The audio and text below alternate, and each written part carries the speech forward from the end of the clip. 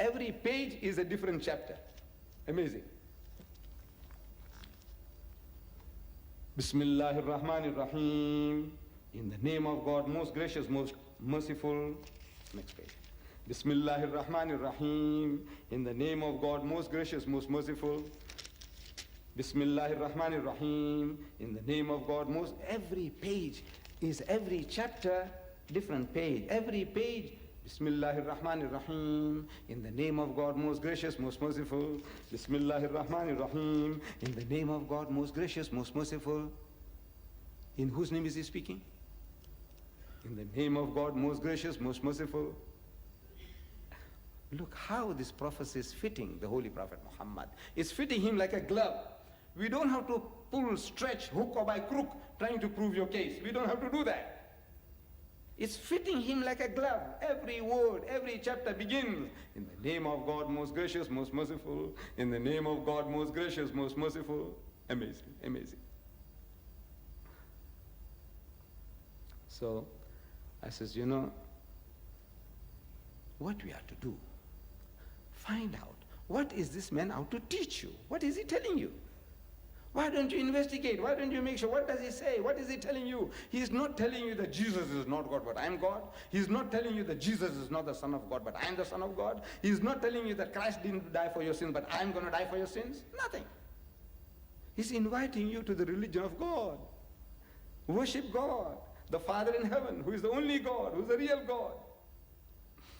But I says, you know, in the time of Jesus, the Jews were waiting for this prophet to come. You see, the Jews have not produced another candidate. They are not making any claim to that prophecy. The only candidates are what the Christians produce, Jesus Christ and the Holy Prophet Muhammad. But in the time of Jesus, they were still waiting for this prophet of Deuteronomy 18:18. And the proof of that is you open the Gospel of St. John, chapter 1, verse 19.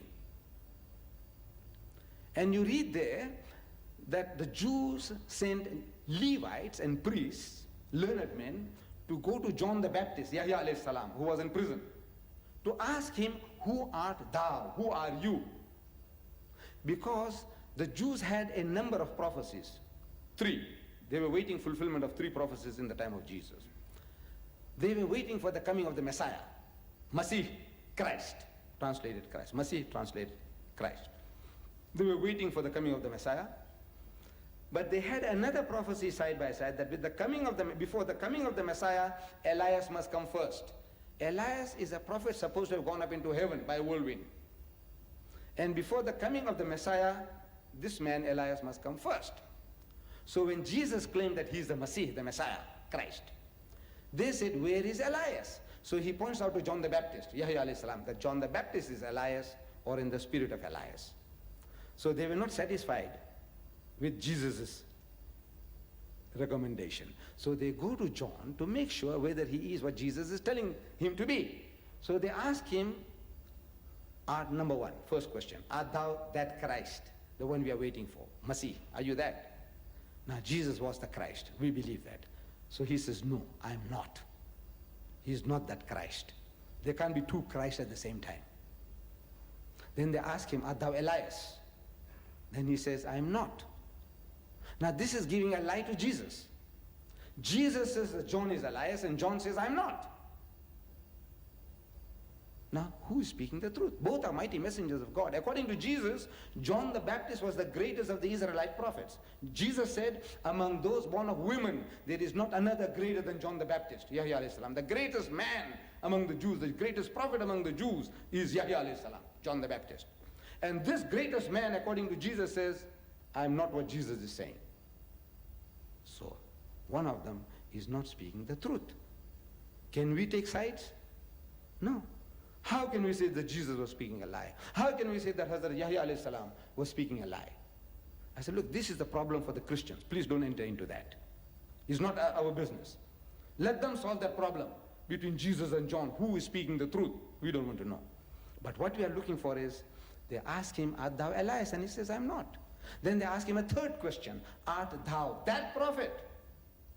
And he says, no. Amazing. 3 things they ask him. Art thou the Christ? He says, no. Art thou Elias? He says, no. Art thou that prophet? He says, no. Then they remonstrate with him. He said, why then baptizest thou, if thou art not the Christ, neither Elias, nor that prophet? There are 3 questions, 3 negative answers, and 3 remonstrances, remonstrating with him. Why then are you doing this? But you know, the learned man of Christendom, he can't see 3 questions. He can't see 3 answers, he only sees 2. You take any school child of standard 2 and you tell him to read that, he can see 3. He'll tell you, look daddy, 3 questions are asked, 3 answers are given, and 3 times they're saying, why are you doing this if you are not this, not that, not that? But the learned man can't see, his program not to see. You show it to him. You must show it to him. Say, look, simple. Man, it's like a baby class. You know, you're teaching these children kindergarten, Baba Black Sheep. It is easy as that. Art thou that prophet? And any Bible which has what is called a cross-reference, a concordance on the side, any Bible which has that, you'll find the word at the point, that prophet, you'll find a number. And you look at the number on the side, it'll tell you it refers to Deuteronomy 18:18. And we know that that prophet of Deuteronomy 18:18 is not Jesus, but Muhammad. We are not denying Jesus.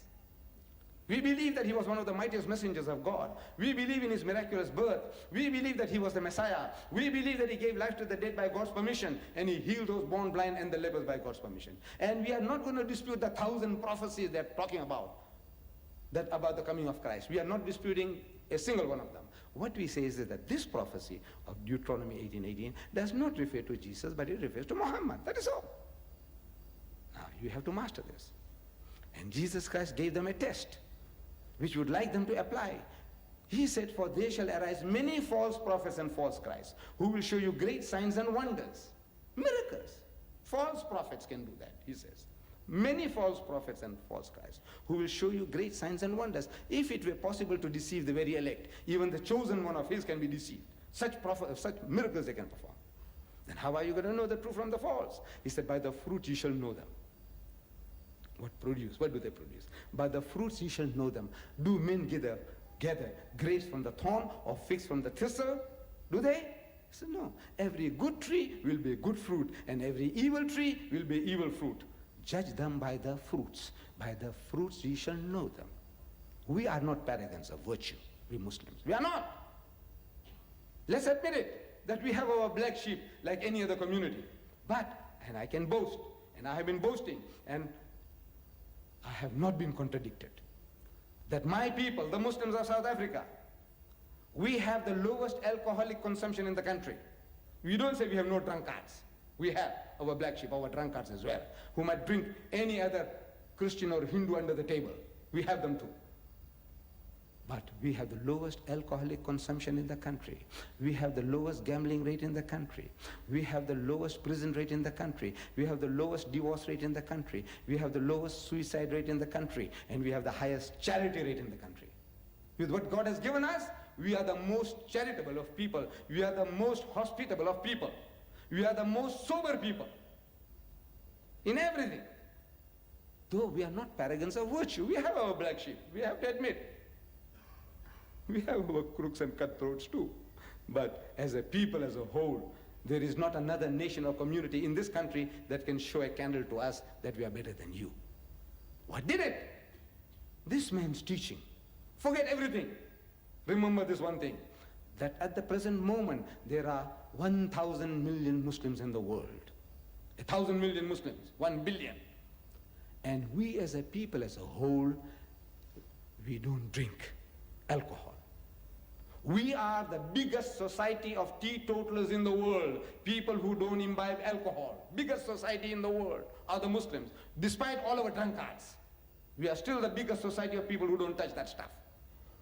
I said, if Muhammad did nothing but freed mankind from this one evil, South Africa, we spent last year 2,000 million rand on alcohol. Last year we spent 2 billion on gambling. Very little of our money went there, I hope. My dear brothers and sisters, we have given you this little booklet. Look, take it home, master these verses, master them, memorize them to such an extent that, you know, you can stand on your head and you can rattle it off. That's the only way to learn, is that if you can stand on your head and rattle it off. Profeet sal ek verhulle verwek, uit die midden van hulle broers. So in case you are talking and the guy breaks you in the middle and he takes you off like a shark, you can catch a shark, what happens? He's taking you this way, that way, and you pull it back again and the thing reels again. So same thing happens in a dialogue. While at work, while you're having tea, the discussion starts and the guy takes you off. So what about this and what about Khomeini? We are talking about Deuteronomy 18:18 and he wants to know about Iraq-Iran war. He wants to know about this fellow. So if you have mastered it, you can bring it back. Again, where you left off, it's a suas. We are discussing suas. And Excel me word in the mondele, and Excel me word in the mondele. Can you see? So you must master this. You owe it to yourself. And I says, the pleasure and the privilege is ours. Allah has given it to us. لِيُزْهِرَهُ عَلَى الدِّينِ كُلِّهِ. He's given you a deen that is to master, overcome, and supersede them all. وَكَفَى بِاللَّهِ شَهِيدًا. And enough is Allah is a witness to this fact that is going to make his deen to prevail, with you or without you. It's a privilege Allah has given us that we can serve his deen. We can do the works of the prophets of God and earn a prophet's reward. May Allah be with you. وَآخِرُ دَعْوَانَا الْحَمْدُ لِلَّهِ رَبِّ الْعَالَمِينَ.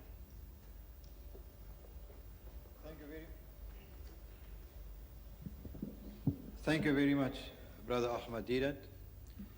Brothers and sisters, ladies and gentlemen, before we enter into questioning, I'd just like to cover a few points. Number one, I did mention at the outset that this is the first